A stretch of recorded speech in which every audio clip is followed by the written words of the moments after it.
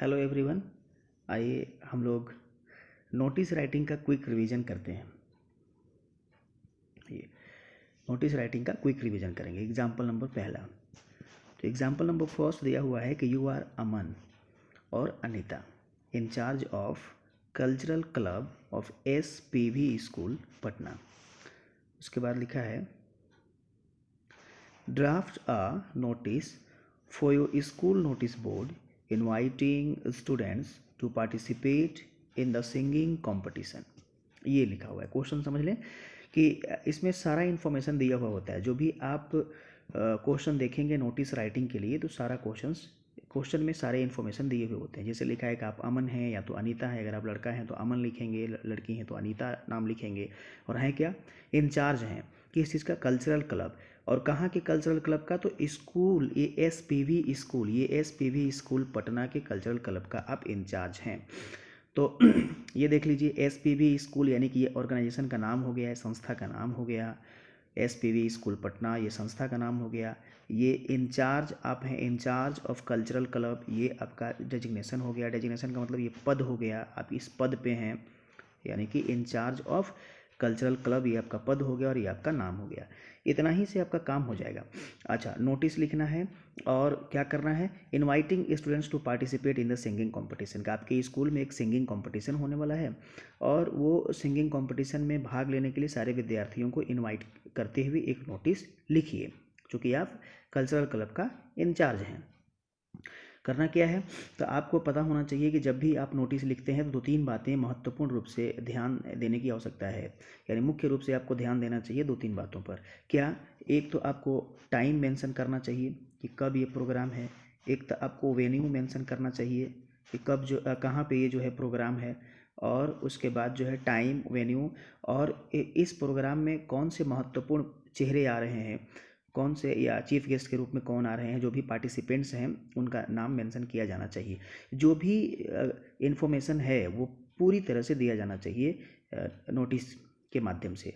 अगर आप इन्फॉर्मेशन आधे अधूरे देंगे तो फिर वो क्लियर नहीं हो पाएगा इन्फॉर्मेशन। इसलिए पूरा का पूरा टाइम, वेन्यू, प्रोग्राम का नाम, क्या होने जा रहा है, कैसे, ये चलिए तो हम लोग इसका रिवीजन कर लेते हैं कैसे करना है। सो ये देखिए, सबसे पहले यहाँ ये बॉक्स आपको बनाना है एक ठो, ये बक्सा आपको बनाना ही पड़ेगा या टेक्स्ट बॉक्स आपको बनाना ही पड़ेगा। जैसे ये बॉक्स बना हुआ है, ये ऐसे इसको आपको बनाना ही पड़ेगा।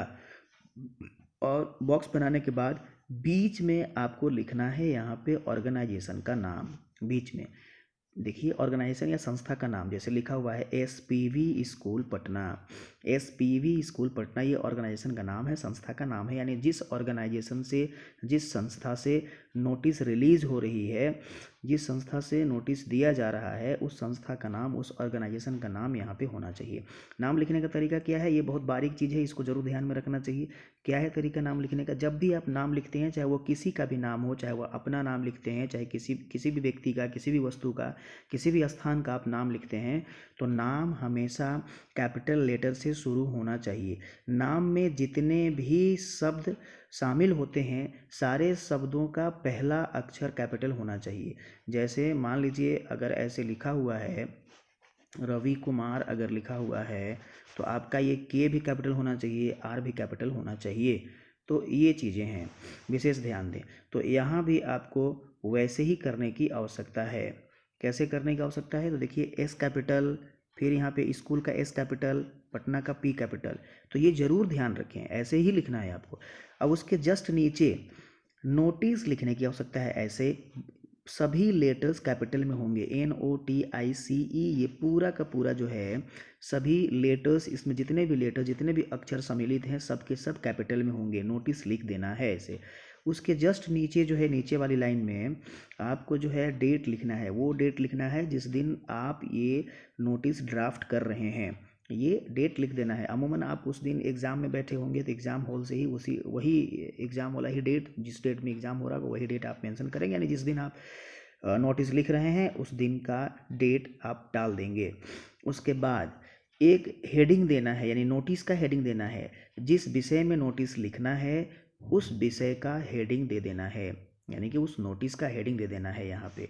अब देखिए, इतना लिखने के क्रम में, इतना सब कुछ लिखने के क्रम में एक बात ध्यान में आई होगी या एक सवाल ध्यान में आया होगा कि क्या इनके बीच में ये जो कुछ भी लिखा हुआ है, क्या इनके बीच में, ये ध्यान जरूर आया होगा कि इनके बीच में ये ऑर्गेनाइजेशन का नाम और नोटिस लिखने के बीच में क्या हमें कोई जगह छोड़नी चाहिए, कोई लाइन छोड़नी चाहिए, या नोटिस के बाद जब हम डेट लिखे तो क्या हमें एक आध लाइन छोड़नी है, या फिर सिंगिंग कंपटीशन हमने हेडिंग दिया तो क्या एक आध लाइन छोड़नी है। ये ध्यान में क्वेश्चन आया होगा। तो आप जैसे ही गूगल करेंगे कि नोटिस में कहाँ कहाँ लाइन छोड़नी चाहिए, तो गूगल में आपको आंसर मिलेगा कि ऑर्गेनाइजेशन का नाम लिखने के बाद एक लाइन छोड़ना चाहिए, नोटिस लिखने के बाद एक लाइन छोड़ना चाहिए, फिर उसके बाद डेट डालने के बाद एक लाइन छोड़ना चाहिए, और फिर सिंगिंग कंपटीशन लिखने के बाद एक लाइन छोड़ करके शुरू करना चाहिए। इस तरह से आपको इंटरनेट पे मिल जाएंगे सॉल्यूशन। लेकिन हम आपसे कहते हैं कि चाहे आप लाइन छोड़ें चाहे ना छोड़ें, उससे कोई ज़्यादा फर्क नहीं पड़ता है। आप लाइन छोड़ेंगे तो बस यही आपका जो बॉक्स है वो बड़ा हो जाएगा थोड़ा सा, बस, और कुछ होता नहीं है। बिना लाइन छोड़े भी नोटिस खूबसूरत दिखता है और अच्छा दिखता है, और कई जगह पे बिना लाइन छोड़े ही नोटिस लिखे जाते हैं। इसलिए लाइन स्पेस छोड़ें कि ना छोड़ें, स्पेस दें कि ना दें, इस झंझट में ना पड़ें। स्पेस देने की नौबत वहाँ पड़ती है जब किसी चीज़ को डिफ्रेंशिएट करके दिखाना होता है, यानी कि ये ऊपर का ऑर्गेनाइजेशन का नाम और नोटिस के बीच में अगर कोई डिफरेंट नहीं दिखेगा, कोई डिफरेंस नहीं दिखेगा, तब आप लाइन छोड़ते। यहाँ कोई डिफरेंस नहीं दिखता तब आप लाइन छोड़ते। लेकिन यहाँ तो ऑलरेडी ऐसे फॉर्मेट ही है कि सब डिफरेंस दिख रहा है, एकदम पूरी तरह से सब कुछ दिख रहा है। यानी यहाँ ऑर्गेनाइजेशन का नाम, यहाँ नोटिस हो गया, यहाँ पे डेट डालना है, और फिर नीचे जो है हेडिंग डालना है, तो सब कुछ अलग अलग दिख रहा है। इसलिए लाइन छोड़ने की बहुत ज़्यादा आवश्यकता नहीं है। आप चाहें तो छोड़ भी सकते हैं, it doesn't matter at all. तो आइए हम लोग शुरू करते हैं। अब ये हो गया हेडिंग। उसके बाद है a singing competition would be organized. एक सिंगिंग कंपटीशन ऑर्गेनाइज किया जाएगा in the auditorium of school. कहाँ, ये जगह का नाम जरूरी है मेंशन करना कि स्कूल के ऑडिटोरियम में सिंगिंग कंपटीशन ऑर्गेनाइज किया जाएगा। कब? ऑन 26 मार्च 2025, कि 26 मार्च को 2 students of every section from class 6 to class 12 can participate. यानी क्लास 6 से लेकर के क्लास 12 तक के जितने भी सेक्शंस हैं, सभी सेक्शन से 2 विद्यार्थी इसमें भाग ले सकते हैं।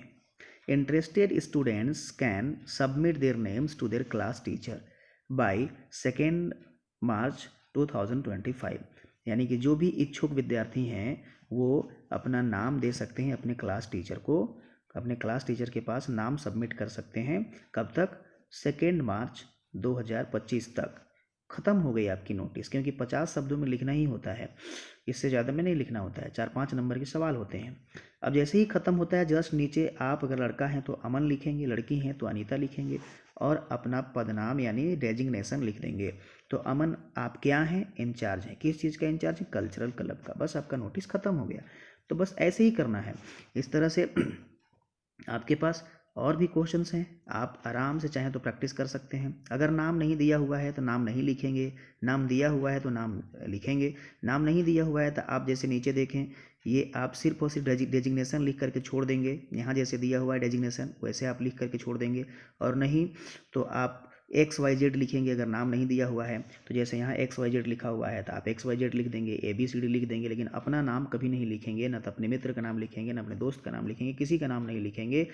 अगर नाम दिया हुआ है क्वेश्चन में तभी आप नाम मेंशन करेंगे, नहीं दिया हुआ है तो XYZ या ABCD लिख करके छोड़ देंगे। हाँ, पद नाम दिया हुआ होगा तो उस पद नाम को लिख देना है। नाम नहीं देने से सिर्फ पद नाम से भी चलता है। ये है आपका क्वेश्चन, आप प्रैक्टिस करें। आगे जो है ये है आपका क्वेश्चन, देखें यहाँ पे, इसको भी आप प्रैक्टिस करें। ये है आपका क्वेश्चन, तो इसे भी आप प्रैक्टिस करें।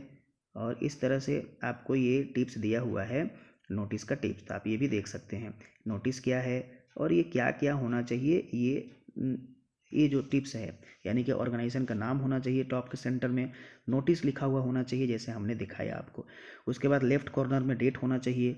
उसके बाद नोटिस का एक हेडिंग होना चाहिए, सूटेबल हेडिंग। और उसके बाद प्रोग्राम और इवेंट के बारे में पूरी जानकारी होनी चाहिए। वेन्यू का, जगह का मेंशन होना चाहिए। टाइम जरूर होना चाहिए। अगर कोई पार्टिसिपेंट्स हैं, कोई चीफ गेस्ट हैं तो उनका भी नाम मेंशन होना चाहिए।